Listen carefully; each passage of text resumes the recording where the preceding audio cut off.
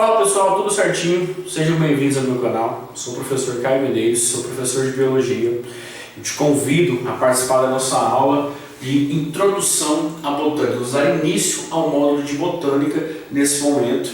Vamos partir do ponto que você já tem uma noção básica das características dos organismos vegetais. A botânica é a área da biologia onde você vai estudar os organismos vegetais, as plantas, né? as tão famosas plantas, organismos importantíssimos para todo o nosso ecossistema, onde nós e outros organismos ali estamos inseridos, né?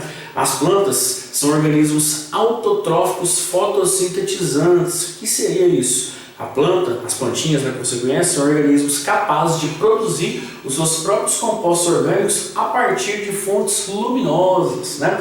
Isso mesmo, ela utiliza luz solar para conseguir quebrar a molécula de água e fixar produzir moléculas energéticas, né? Utilizar essa energia para fixar o carbono e, consequentemente, conseguir produzir seus próprios compostos orgânicos. Olha a importância desses organismos nas bases de qualquer cadeia alimentar, nos organismos produtores, tá? Então, as plantas têm uma importância muito grande para os nossos ecossistemas, né? Onde nós e outros organismos estamos inseridos aí, tá?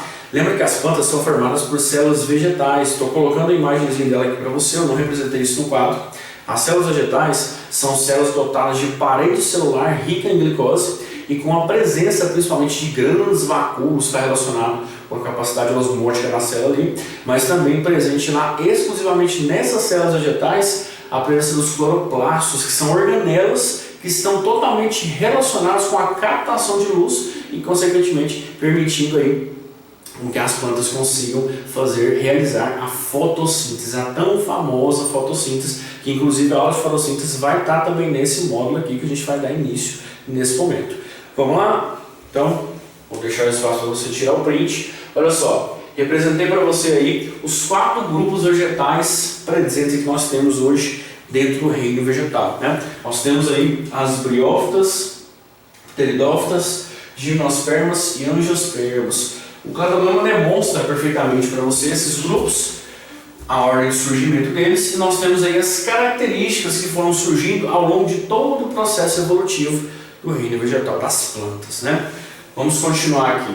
Olha só, eu tenho aqui o organismo ancestral das plantas, eu não escrevi o nome, representei aqui. Nós temos os ancestrais dentro da classificação biológica, os estudos que nós temos hoje. Os ancestrais das plantas, os organismos vegetais, nós temos como as algas verdes, né? Então as algas verdes estariam representadas nesse momento aqui.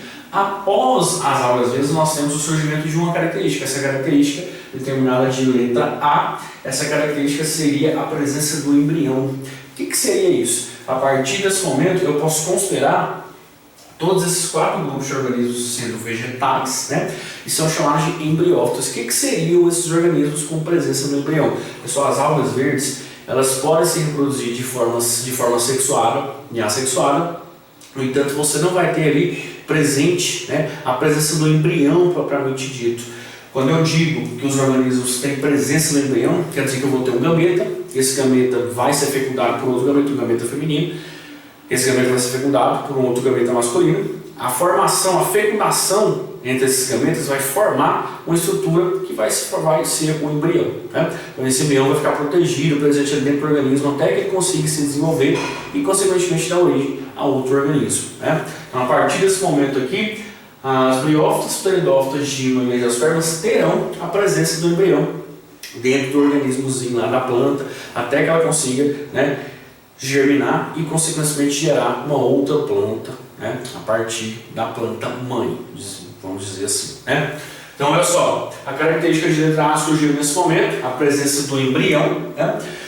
Surgiu então o primeiro grupo, as famosas briófitas, né, as plantinhas, né, mais primitivas que nós temos aí dentro da classificação evolutiva das plantas, né? As briófitas, como os principais representantes dentro desse grupo, nós teremos os musgos. Existem outros representantes também, como as hepáticas, por exemplo, mas os musgos entram aqui dentro das briófitas também, né? Muito pequenininhas, ausentes ainda nesse momento de vasos condutores de seiva. Então, nesse momento, você não tem o xilema e o flema fazendo parte da formação ali do vegetal. São plantas pequenas, você não tem ali os vasos condutores, você não vai ter a formação de tecidos verdadeiros nessa planta nesse momento ainda. É uma planta muito primitiva, né? Nós teremos uma aula para cada um desses grupos de forma detalhada, ok? Então vamos só a introdução.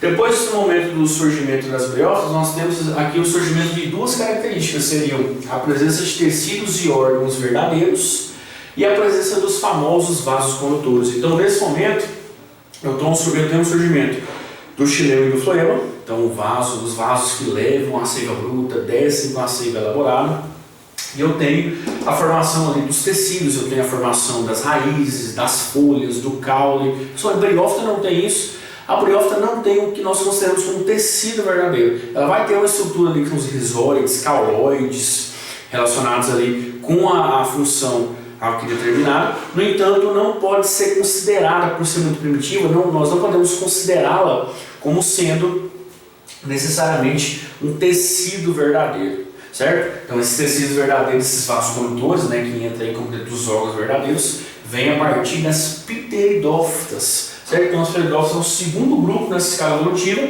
As pteridófitas vão possuir a presença de tecidos e órgãos verdadeiros, mas também a presença dos vasos condutores de seiva, o xilema e o floema, né? Então, olha só, as pteridófitas como principal, nós temos vários representantes dentro desse grupo, mas um dos principais mais lembrados e que estão sempre em provas são as famosas samambaias, né? Então, as samambaias entram como principal grupo dentro das pteridófitas, são as primeiras plantas a possuírem a presença dos vasos condutores, e consequentemente, se elas têm vasos condutores, quer dizer que o transporte de nutriente nelas se torna bem mais efetivo, ou seja, as plantas conseguem crescer em maior quantidade, elas conseguem absorver uma quantidade maior de nutriente, o transporte é mais efetivo no meio do organismo dessa planta, né?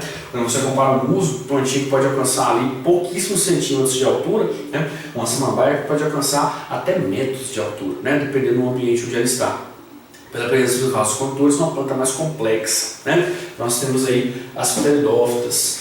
Após o surgimento das pteridófitas, temos aqui duas características, que seria a D e a E, representadas aqui como as sementes e como o tubo polínico, né? Então seria a presença dessas duas características. Depois surgiu o terceiro grupo, que seria as gimnospermas. As gimnospermas, nós temos aqui o primeiro grupo de planta a apresentar sementes, né? Nós temos aqui ainda a semente sem a estrutura de um fruto propriamente dito aqui, a gente vai explicar para vocês direitinho. A gente não tem ainda a presença do fruto, mas temos a semente. Um dos principais representantes dentro das gimnospermas, existem vários, como os outros grupos também, mas um dos principais mais lembrados e que sempre está em prova aqui, nós temos a araucária, famoso pinheiro aqui do Brasil, né? Ocorre nas regiões sul do Brasil, a famosa araucária, que tem um pinhão, parecido do pinhão da pinha, que forma um pinhão. Esse pinhão é comercializado lá no sul, até comestível para as pessoas lá em geral.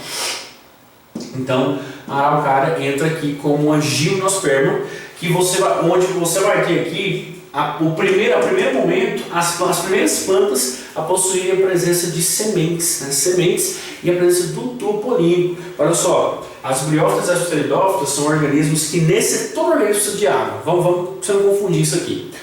Todo organismo necessita de água para sobreviver, isso é fato. No entanto, as briófitas e as pteridófitas, o gameta que vai sair de um local e vai chegar até outro para fecundar outro gameta, ele é flagelado, ele precisa de água para que ele consiga nadar de um local para outro. Briófita e pteridófita, elas necessitam de água para a reprodução.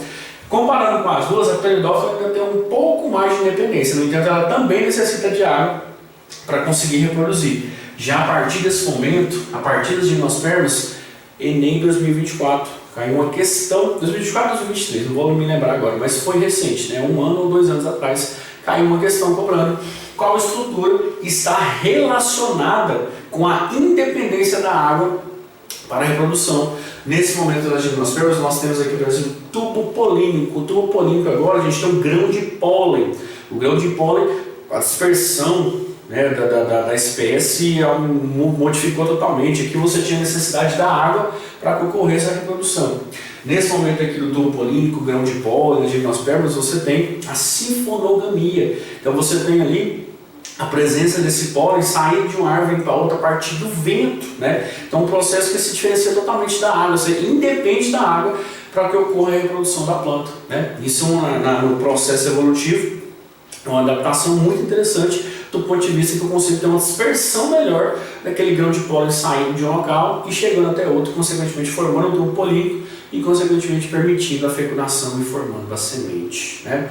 Então, a partir desse momento aqui eu tenho a independência da água a partir do quê? Do tubo polínico, do grão de pólen, né? Que consequentemente vai formar ali o tubo polínico, né? A gente vai estudar isso bem detalhado na aula de gimnospermas e angiospermas lá, pode ficar tranquilo, tá bom? Então olha só, fechando as gimnospermas então, aí surgiu as duas últimas características nesse cladogama representado, são as flores e os frutos. As angiospermas, quando eu comparo com os 4 grupos presentes aqui, as angiospermas foram os que mais se dispersam. Se você sair na rua da sua casa agora e olhar as árvores que você vai ver próximo aí, provavelmente a grande certeza é que ela vai ser uma angiosperma, né? Então quando você compara o grupo angiosperma com gimnosperma, pteridófita e briófita, as angiospermas foram as que tiveram maior dispersão no ambiente terrestre, né? Mas por que, professor? Pela presença das flores e dos frutos. Quando eu pego a gimnosperma, eu vou ter a presença do pinhão. O pinhão, estou demonstrando para você a imagem agora, o pinhão ele não é atrativo para que se fala de agente polinizador. Uma abelha, qualquer outro inseto ali que possa atuar com uma polinização daquele ambiente ali, ele não vai se sentir atraído por uma estrutura acinzentada, né? Não vou dizer feio, mas acinzentado, um pouco diferente, como é o pinhão que você viu aqui na imagem agora há pouco. A flor e o fruto, eles chamam a atenção dos agentes polinizadores. A flor, principalmente, a flor colorida, assim, flores de várias cores, estou mostrando a imagem para vocês agora, rosa, azul, branca, vermelha, várias cores fortes, chamam a atenção dos agentes polinizadores. Tanto que os insetos, os agentes polinizadores, a grande maioria deles, são capazes de enxergar cores. Poxa, então por que essa flor ela tem cores? O inseto animal ele consegue enxergar, ele enxerga cores, tanto que ele enxerga que isso faz com que ele venha até a flor, puxa o pólen dela para conseguir se alimentar, ela vai puxar o néctar para conseguir se alimentar e consequentemente ele vai espalhar então aquele pólen para outras flores da região e consequentemente induzir o processo de fecundação, formando aí a partir das flores os frutos. E os frutos vão chamar a atenção de outros animais, como pássaros, por exemplo, que pode vir ali, vai se alimentar desse fruto e vai dispersar a semente, lançando essa semente para outros locais que vão, né, distantes ali daquele local onde a planta mãe estaria, né? A dispersão de sementes que essa árvore vai ter aí quando você compara com qualquer outro dos grupos, né? Então as angiospermas são de cara o grupo mais diversificado e que mais dominou o ambiente terrestre comparado com todos os outros 4 grupos. Por quê? Pela presença da flor e dos frutos, né? Agora eu tenho uma semente recoberta por um fruto. Eu já tinha semente nas gimnospermas, só que essa semente não era recoberta por um fruto. No momento que eu tenho um fruto recobrindo essa semente, eu tenho então ainda mais um atrativo para outros animais que podem vir e consequentemente dispersar essa semente para outros locais, né? A gente vai falar disso melhor depois nos próximos vídeos, mas basicamente dentro do grupo angiosperma eu ainda vou ter 2 classificações. Eu vou ter o grupo das monocotiledôneas e das eudicotiledôneas. Eu vou explicar isso para você depois, muito bonitinho, pode ficar tranquilo, mas já te adiantando, né? São os 2 grupos aí. Entre as eudicotiledôneas e monocotiledôneas, as eudicotiledôneas são o principal, são a grande maioria. Mas existem também as monocotiledôneas, a gente vai falar bonitinho de cada uma delas, pode ficar tranquilinho, que eu botando que é um assunto que está em prova, que está no Enem, e você vai fechar esse ano a prova, né? Principalmente com essa aula aqui e com as outras que a gente vai ter aí ao longo do módulo de botânica aqui presente no canal agora, né? Olha só, eu posso me relacionar as briófitas e pteridófitas com outro nome também, que algumas vezes, dependendo do material didático, se você for utilizar, você pode ver esse nome lá, chamado criptógamas, né? O que seria criptógamas? As criptógamas são as plantas, né, os organismos vegetais que não possuem sementes, tá? Então eu tenho aí como as criptógamas as briófitas e as pteridófitas, são as 2 plantinhas aqui, grupo 1 e grupo 2, que não tem a presença de semente, né? E eu tenho as fanerógamas. As fanerógamas são as plantas que possuem sementes, nesse caso as gimnospermas e as angiospermas. São os 2 grupos principais representados dentro das plantas que têm a presença de semente, né? Para tubo polínico, grão de pólen, tudo isso, né? Pessoal, para não ficar muito longo o vídeo, vou finalizar aqui Te convido novamente a se inscrever no meu canal se você já não é inscrito. Se já é inscrito, deixa o like de qualquer forma. Mesmo se você não for inscrito, deixa o like aqui, compartilha o vídeo com o pessoal. Quanto mais feedbacks positivos eu tiver de vocês, mais vídeos eu vou poder postar e consequentemente ajudar todos vocês aí nas provas do Enem e outros vestibulares também. Vamos lembrar que eu estou voltando com o canal, fiquei um tempo sem postar vídeos, estou voltando agora com o canal. Vou dar início a uma plataforma de cursos para vestibulares específicos que eu vou começar a anunciar aqui ao longo dos próximos vídeos aí, para que vocês fiquem ligados no canal, nas redes sociais. Eu vou colocar minhas redes sociais aqui também na descrição do vídeo. Você clica e vai direto lá para o meu Instagram, você vai conhecer meu trabalho, um pouco mais sobre mim, meus vídeos, minhas aulas e consequentemente os cursos que eu vou começar a anunciar a partir das próximas aulas. Fechou? Muito obrigado por chegarem até aqui, e não esquece de deixar o like, se inscrever e compartilhar com o pessoal. Até a próxima aula.